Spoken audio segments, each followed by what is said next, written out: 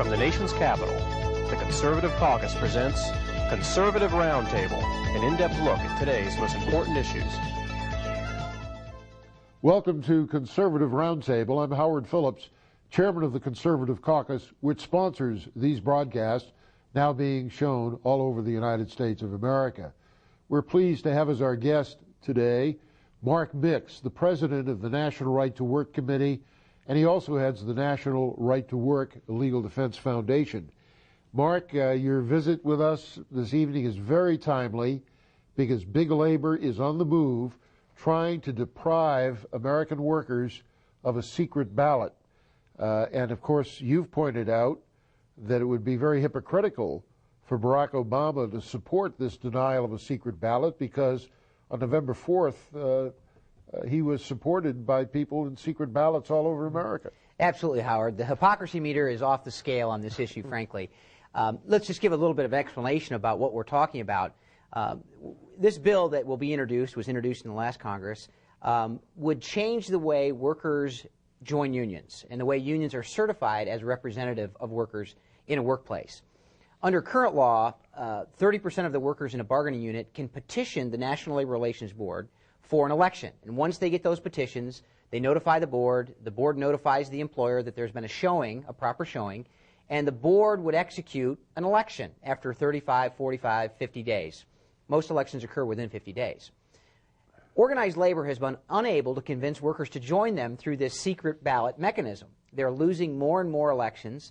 The numbers of union members is diminishing dramatically in the country. And so what they've decided they're going to do is they're going to do an all-in bet, as we say in Texas no-hold poker. They're putting all their chips in the middle of the table, and they got a pretty good all-in bet. They got a pretty good start, pretty good hand dealt to them on November 4th, and they want to say that workers would now be certified by a card check election. And what that means So that's why they call this card check. Exactly. What happens is they walk up to you at your house, at the grocery store, in the parking lot at your place of work, and they hand you a little 3x5 card, and they say, are you interested in joining the union? Would you be interested in increasing your pay?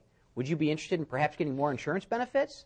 Well, most workers would say, okay, and they'd sign this little card, and what would happen then is once 50% plus one, half plus one sign the card, everybody in the bargaining unit is in the union with no vote.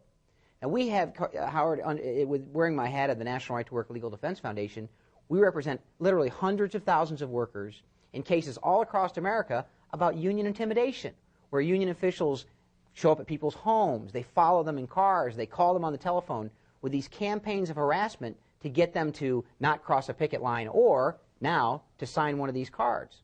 So, interestingly enough, in the most recent election between Congressman Waxman and Congressman Dingell for this, the powerful committee chairmanship, Louise Slaughter from Rochester, New York, a congresswoman, said, thank God we had a secret ballot election because she didn't want anyone to know how she voted.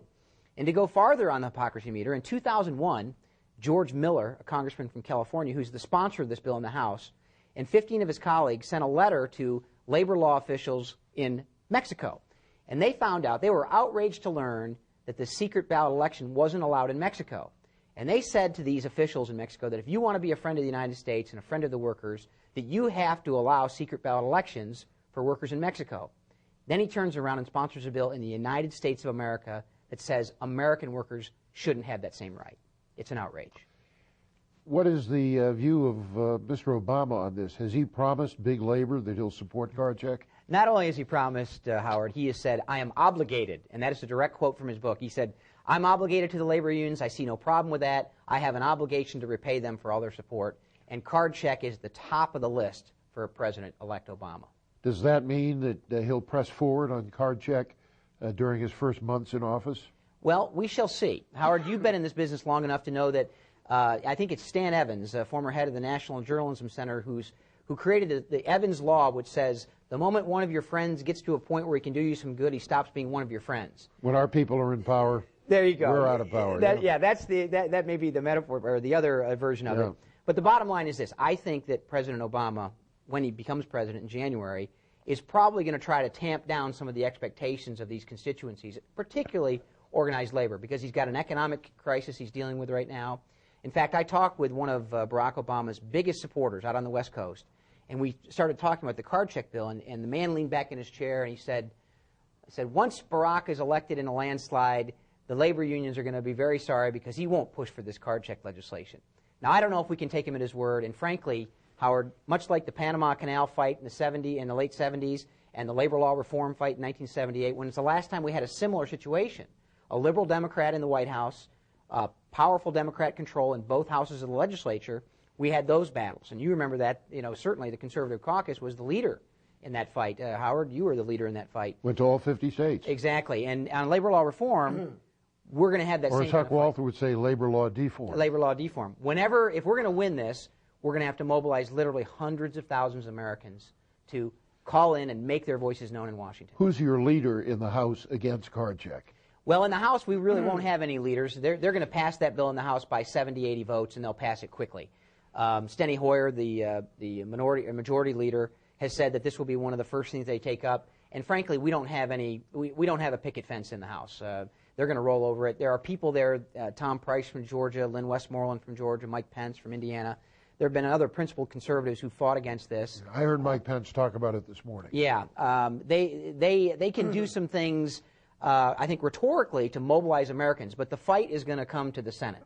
And that's where we're going to have a battle royale. And well, thank God for Mitch McConnell. He is a very shrewd master of Senate rules, and he's won some big battles there. Well, he's going to need to understand the rule book and have it in his back pocket, because the margin on this one, Howard, is going to be 1 or 2 votes at the most. And Jim DeMint from South Carolina, very principled leader on individual freedom and individual rights, is going to be, I think, a leader on this. Tom Coburn. We suspect Jim Inhofe. You know the players. And Oklahoma has done very well in sending conservatives to the Senate. Inhofe and Coburn are probably the 2 best conservatives in the Senate. They're very fine men. Absolutely. Yep. Absolutely. So it's by no means certain that we'll prevail on this issue. It is going to be a fight like I've never seen before. I wasn't around in 1978 for the labor law deform fight. And we had a big fight in 1992, 93 when Clinton came into office over a bill called striker replacement. Right. And that was a bill that would have made it easy for unions to call strikes anytime and win every strike they called. There may be some Democrats who will be with us on this issue. I think so. A senator from Nebraska, perhaps. I think so. I think the Nelson senators, one from Florida, one from Nebraska, have a real tough time voting for this now that they know their vote could make the difference, and they got a guy in the White House that will sign it. It was easy for them previously to vote for it because they knew Bush would veto it, and it wouldn't become public policy and become the law of the land. Are there any Republican defectors in the Senate? You can guess.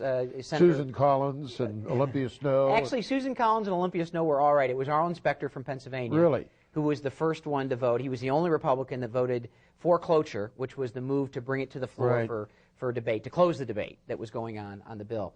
Now, Olympia Snow and Susan Collins, I'm worried about those folks, and people across the country are going to need to let those 2 senators know how important this is. Who are the other Republicans whose possible defection most concerns you? Well, I was worried about Gordon Smith, but he's gone. I was worried about Ted Stevens, but he's gone. We're still worried a little bit about Norm Coleman, although to be fair to Senator Coleman, he has been solid on this card check issue and has stated publicly he opposes it, although we've lost him on some other issues that are very, very important to workers. So I don't know if he's going to be back yet or not. I haven't heard whether the recount whether they've gotten to the point where they got enough votes for the other guy to win. He's still ahead, but it can be taken away from him in the course of a review process. Yeah. So he's one. Of course, you never know. There may be some other ones out there, but hopefully the coalition will hold together. And I think you correctly state that the Nelsons, one from Florida, one from Nebraska. I think Mary Landrieu from Louisiana, Blanche Lincoln from Arkansas, Mark Pryor from Arkansas, all right-to-work states are going to be hard-pressed to actually pull that lever if it comes down to it. Who'll succeed Hillary Clinton in the U.S. Senate from New York? Probably not a friend. Oh, I'm sure it won't be a friend. They talk about Andrew Cuomo, the son of the former governor, as a prospect. And now we hear that the governor of New York, Mr. Patterson, is thinking of naming himself. Well, that would suit us just fine. Governors who appoint themselves to the Senate don't fare too well in the next election, so that might be helpful for everybody. Now, the National Right to Work Committee has devised some incredible political tactics in the best sense of the word over the years. I remember the one against Gail McGee in Wyoming, which was just fabulous. Why don't you talk for a minute about that? Well, Howard, that's right. And our strategies haven't changed over the years. It's simply this notion that we have to be effective lobbyists on Capitol Hill or in the state legislatures are a little bit overbought. I mean, if you're trying to fine-tune government, then that's probably important. But if you're trying to make major changes in public policy or defend against major changes in public policy, the best answer is to go to the people and let them know what's going on in Washington and have them respond. In Gail McGee's case, he was running way ahead. He was running for his 4th term. He'd been in office for 18 years.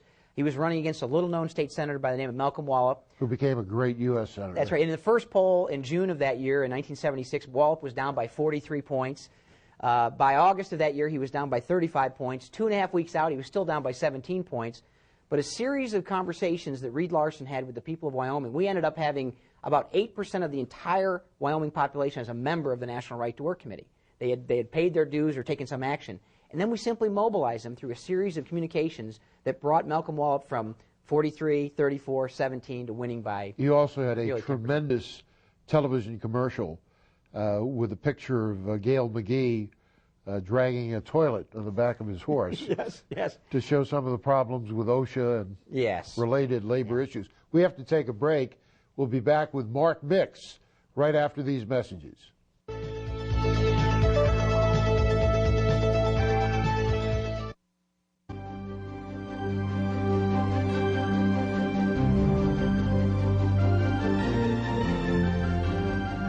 Hi, I'm Congressman Tom Tancredo. You know, I just returned from a hearing on the southern border in a place called Brownsville, Texas. One of the participants in the hearing told us that for them, a border really doesn't exist between the United States and Mexico. Well, unfortunately, a lot of people have that attitude, that there are no such things as borders, that they really don't matter, that they're just lines on a map and nobody should pay attention to them, and that we're all just residents of the North American continent. Well, you know what? That's baloney. It's baloney, but only if you will do something about it to prove to the people of this country, and especially to your elected officials, that you know borders matter, that you know the sovereignty of this country is at risk, and that you will take action to make sure that they understand it. That action is best taken by calling your local talk radio stations, writing letters to the editor, and of course, letting members of Congress know that you know. That's the best thing. They're hoping, as a matter of fact, that no one really picks up on this issue of a North American trade association that essentially eliminates borders. But the fact is it's happening. You can see parts of it all of the time. So it's something that we need to stop. America, and I mean the United States of America, not the continent, but the United States of America is at stake. Do your part.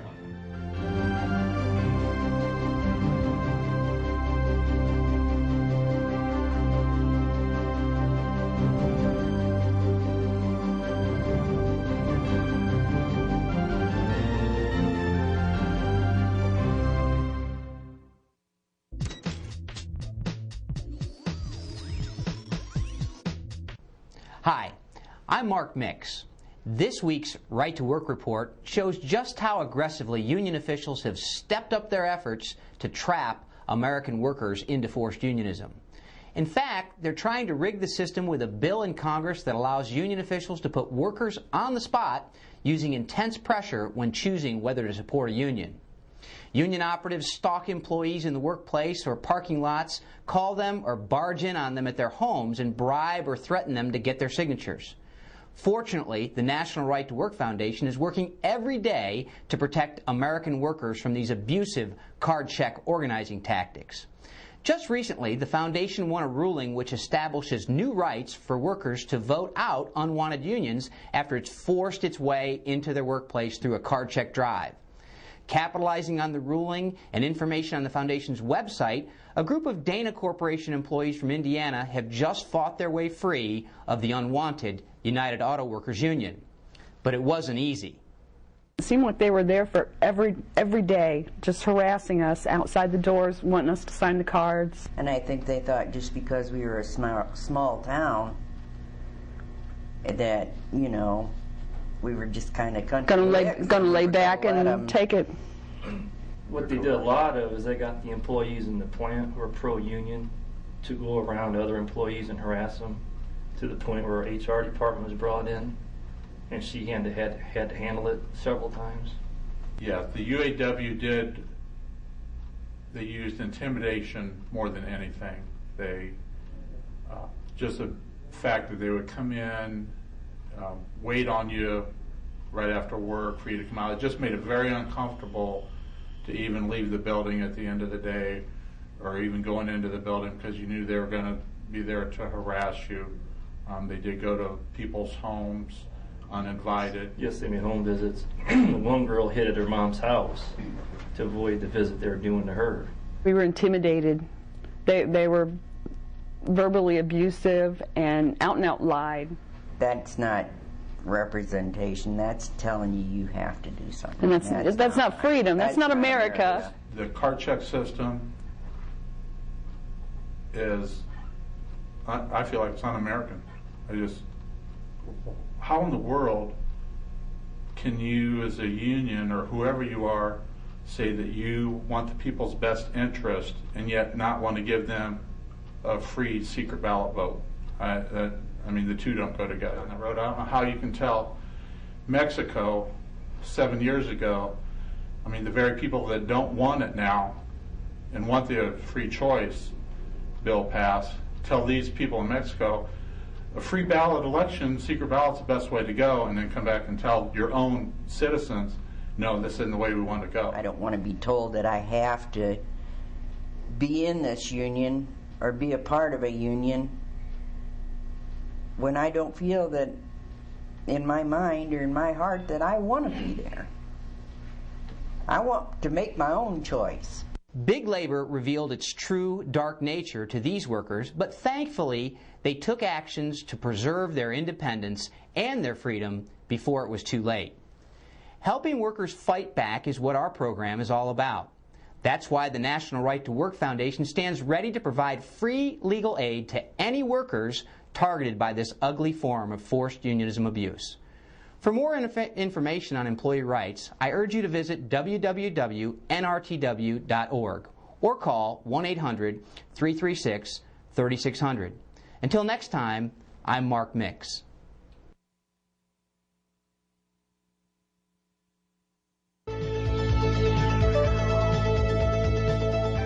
Welcome back. I'm Howard Phillips, Chairman of the Conservative Caucus. Our guest is Mark Mix, the President of the National Right to Work Committee. Yeah. You recruit your 2 million plus membership in the mail. Absolutely. Direct mail and telephones. Telephonically, we do. Mm-hmm. And how large a staff do you have? The National Right to Work Committee, it has about 75 full-time employees, and we have up to 250 part-time employees who help in our mail shop and our phone bank, which is located in Virginia Beach. The Legal Defense Foundation is about 50 employees. We have 11 staff lawyers and paralegals that provide free legal aid to employees. That is tremendous. And under various presidents, union issues have been significant. Which Republican president has given you the most ulcers? Well, I would suspect that Reed would be better to answer that than me. Maybe Nixon? Yeah, Nixon probably, when he tried to do postal reform and force all the postal workers into compulsory unionism, he tried to force the defense contracting industry under forced unionism, and Reed really gave him a stiff arm a couple times, to the point where Richard Nixon's Secretary of Labor resigned over one of the victories that Reed won over the president. And was that Ray Donovan? Yeah, Ray Donovan under postal reform, I believe it was. But you know, George W. Bush, when he first came into office, he pledged to support a right to work law and sign it. And we had him for about the first 200 days of his administration, and then things went crazy. George H.W. Bush was a problem. He just wanted to give us a stiff arm. Ronald Reagan, my memory doesn't go back there, but I assume he was okay, and at least in the case of the PATCO workers, he enforced the law, which we hoped that a president would do. He did the right thing there. But probably Nixon on our issues. And of course, when it came to Supreme Court nominees, Jerry Ford gave us John Paul Stevens. We're still worried about that one. Yeah, He's that's still right. hanging around. Yeah. And George H.W. Bush, I praise him for Clarence Thomas, but I was out there critiquing David Souter because I had read his law school thesis and knew that he was a legal positivist and an Oliver Wendell Holmes lawyer. And, of course, he changed the policies of 2 hospitals from 0 abortion to convenience abortion.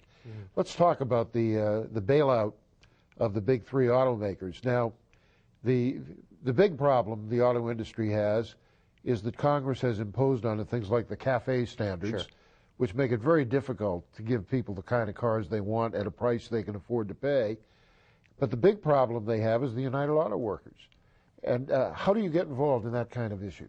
Well, you're absolutely right, Howard. The problem with the big 3 is that they have got these legacy costs and this cost of production that is much higher than non-unionized plants in right-to-work states. By a huge multiple. By a huge multiple. And the cost of production far greater than that of Japanese, Korean companies that have factories in the United States. They don't have this big labor burden. Exactly. And for the Congress to come in and bail out a poor business practice is really, really something that we ought to be very concerned about. It's ironic that even Pat Buchanan and Thaddeus McCotter have endorsed the bailout. Yeah, indeed.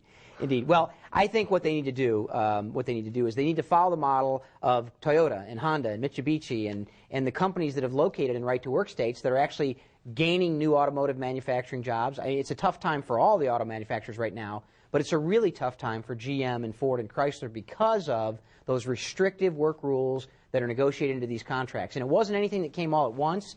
It was a series of capitulations over the years that finally accumulated to the point where they can't make an automobile profitably and sell it in this marketplace. And we shouldn't be bailing that out.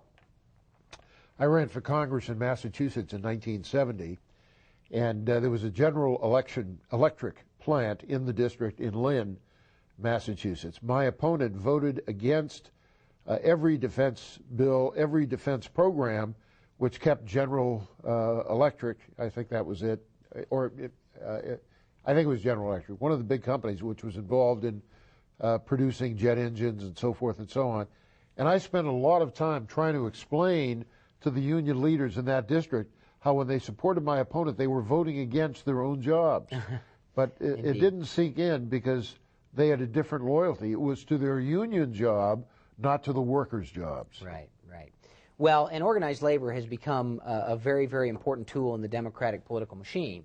I think if you look at the statistics from the last election, you'll find that about 95% of all their money went to Democratic candidates.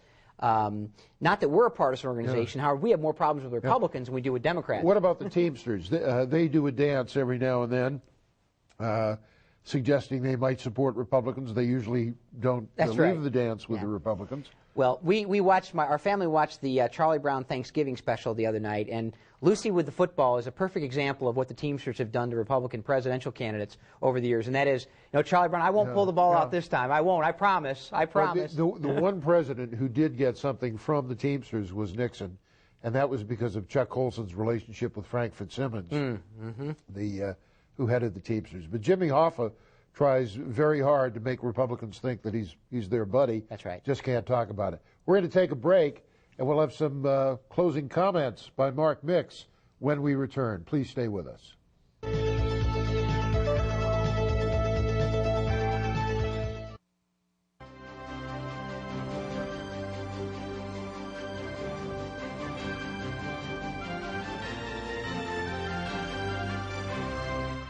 My name is Walter Jones. I represent the 3rd Congressional District in North Carolina, the home of Camp Lejeune Marine Base. And I'm pleased to be here today to encourage the American people to remember that their voices need to be heard by those of us in Washington, D.C., both the House side and the Senate side, that there are too many issues facing this country. There'll be a new president in 2009, and we need to let our voices be heard.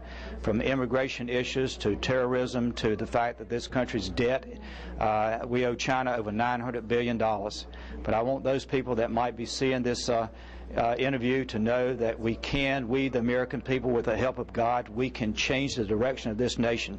Just like the American people did on the issue of amnesty when it was before the Senate. They made telephone calls, they sent faxes, emails, and they wrote letters and they said to the Senate, do not pass this amnesty bill, and it was killed.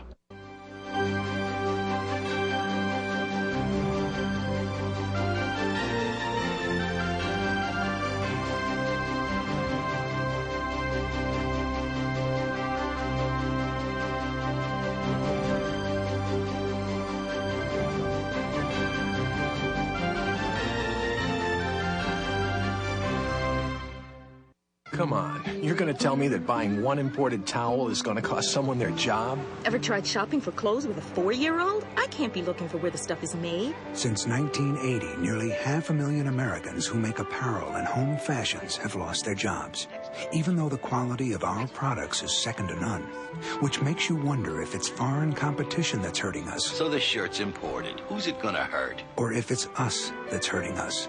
Buy American, and Americans work. Welcome back. I'm Howard Phillips, Chairman of the Conservative Caucus. Our guest has been Mark Mix, who heads the National Right to Work Committee and the National Right to Work Legal Defense and Education Foundation. If you're interested in the kinds of issues we discuss, please check out the Conservative Caucus website, www.conservativeusa.org, and send us or contact us through our fax, 703-281-4108, with your name and address.